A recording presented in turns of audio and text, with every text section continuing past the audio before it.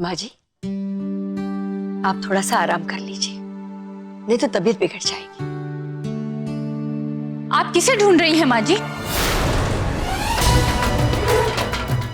जरा आकर तो देखिए।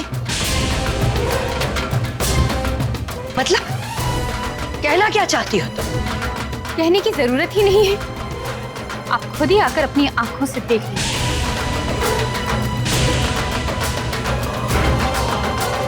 चलो।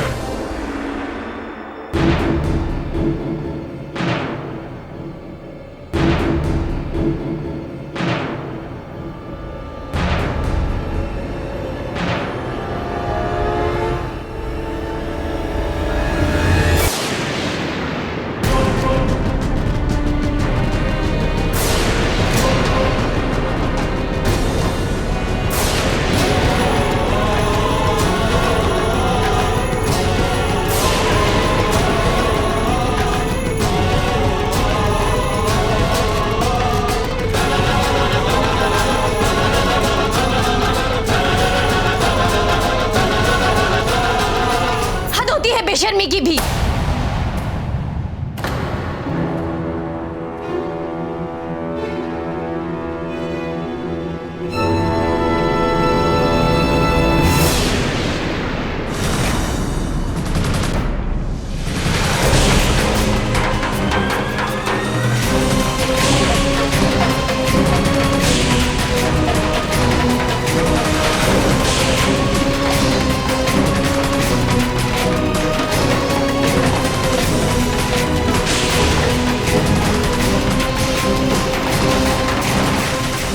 बाबूजी,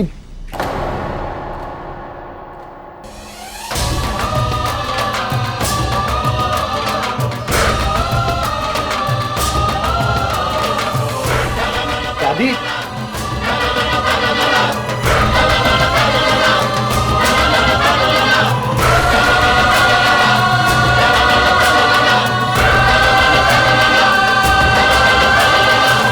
जल्दी से हाथ मुंह धो के बैठक में आ जाओ,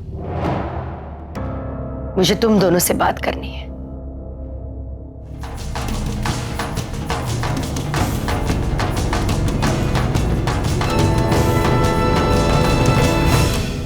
देख रहे हैं ना बाबूजी, जो लड़की पैर की जूती बनाने लायक नहीं, उसे देवर जी ने अपने सिर पे चढ़ा रखा है। और अपने सिर पे नहीं, पूरे घर के सिर पे। तभी तो इतनी हिम्मत बढ़ गई है उसकी।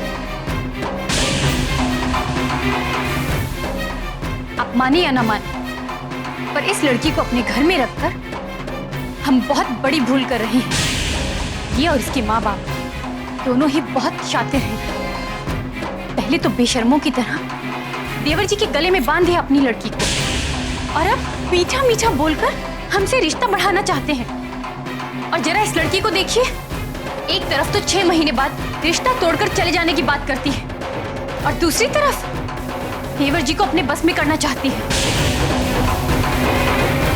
और भगवान न करे कहीं उसके पैर वैर भारी हो गए तो मुसीबत पड़ जाएगी हमारे सर पे। फिर तो गले में पड़े हुए ढोल को मजबूरी में बजाना ही पड़ेगा ना।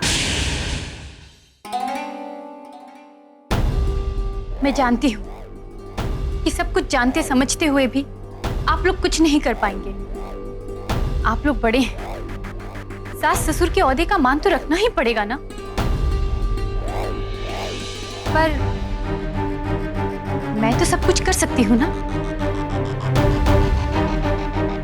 बस आप मुझे एक बार सहमति दे दीजिए, फिर देखिएगा कैसे इस लड़की को मैं इस घर से अपने तरीके से निकालकर बाहर फेंकती हूँ। ठीक है, जो तुम्हारे जी में आए करो। इससे पहले कि ये लड़की हमारा कोई भी बड़ा नुकसान करे, निकाल के बाहर फेंको इस घर से।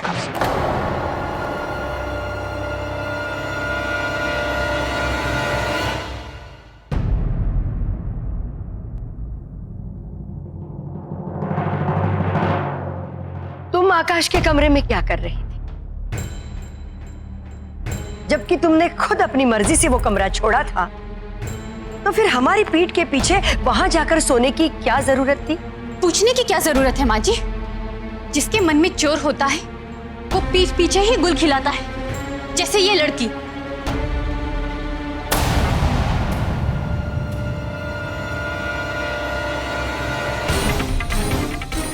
तुमने तो कहा था देवर जी कानपुर गए हैं, रात को वापस नहीं लौटेंगे, तो ये सब क्या है?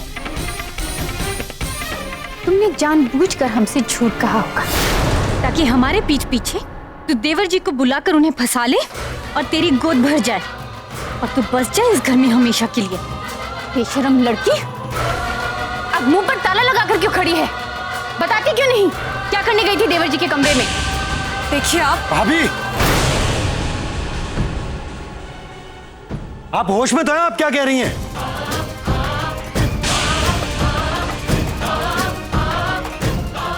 जब देखो बिना सोचे समझे किसी के सामने किसी भी समय कोई भी बात करती रहती है। वाह देवर जी, उल्टा चोर कोतवाल को डांटे। आकाश, जो भी बात करनी है मुझसे करो।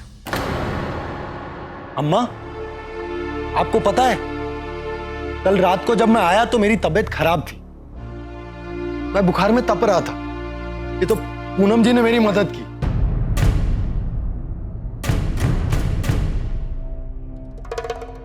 मेरे लिए जाकर दवा लेकर आई, मुझे कंबल उड़ाया, पानी की पट्टियां की, सारी रात मेरी वजह से परेशान रही हूं। अब ऐसे में उनकी आंख लग गई तो उनकी क्या गलती है?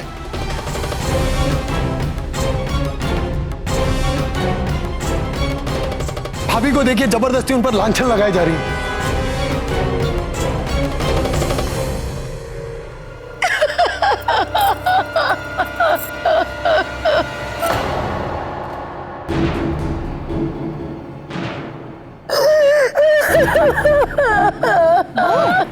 अम्मा,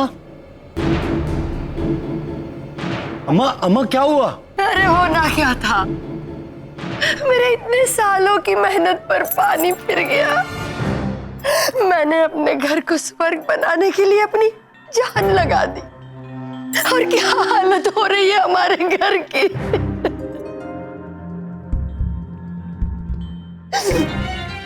पूनम ने मेरे बीमार बेटे की रात भर सेवा की और तुमने उस पर लांछन लगाया। अरे ये लड़की तो आज की आई हुई है, पर तुम तो नहीं हो ना इस घर में। अरे इसको क्या मालूम कि मैंने क्या क्या सिखाया है तुम्हें? इस तरह उस पर लांछन लगाना, बेवजह की बातें उसके साथ करना, ये क्या शोभा देता है तुम्हें?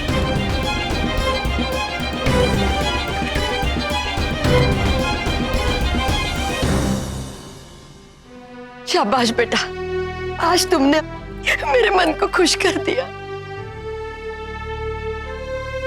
जीती रहो बहू।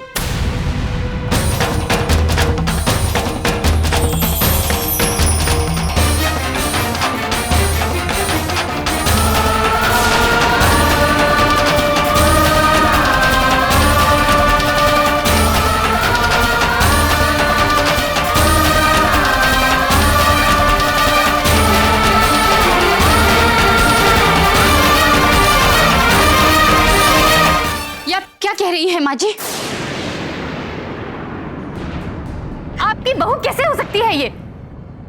एक दिन देवर जी की सेवा क्या कर ली, आपने इसे सती सावित्री का तमगा दे दिया, आदर्श पत्नी और जाने क्या क्या। आखिर आपको हो क्या गया है?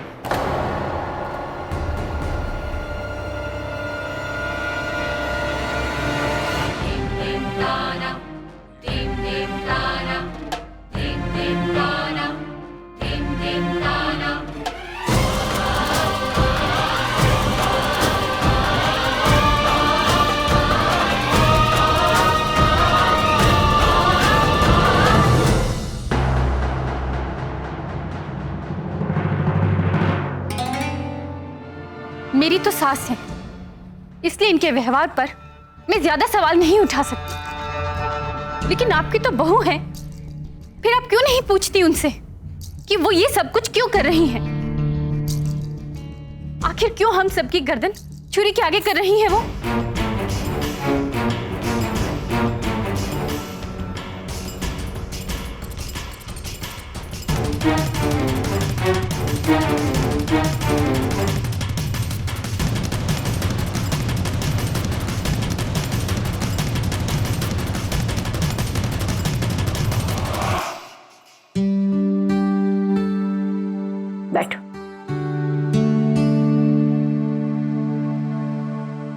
तुमने जो कुछ भी मेरे बेटे के लिए किया, इससे यह साबित होता है कि तुम एक अच्छे दिल की लड़की हो। तुम्हारे साथ जो कुछ भी हुआ और हमारे साथ जो हो रहा है, ये नियति के सिवा और कुछ नहीं है। नियति और तकदीर को तो हम बदल नहीं सकते, पर अपने प्रयासों से घर का माहौल तो ठीक रख सकते हैं ना। सुना तो होगा तुमने, लक्ष्मी का निवास वहीं होता है जहां सुख शांति होती है।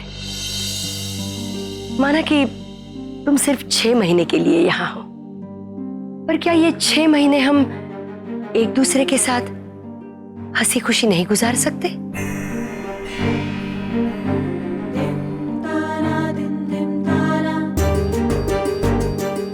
इसमें हैरानी की क्या बात है?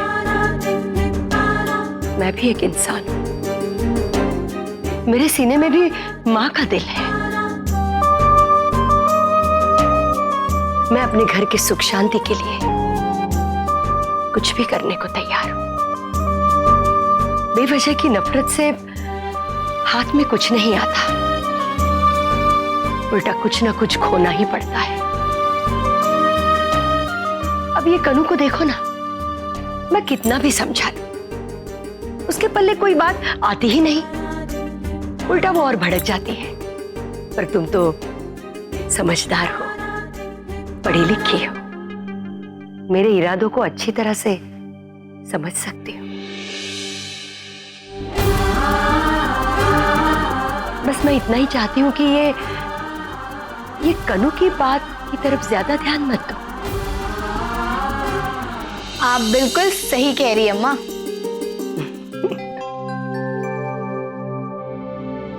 खुश रहो।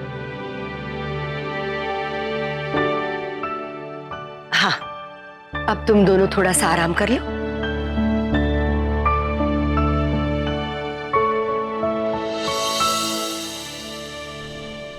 वैसे अम्मा के इस रूप को देख के मुझे थोड़ी सी हैरानी हो रही है, पर मैं खुश हूं कि अम्मा का बर्ताव धीरे धीरे आपके लिए बदल रहा है।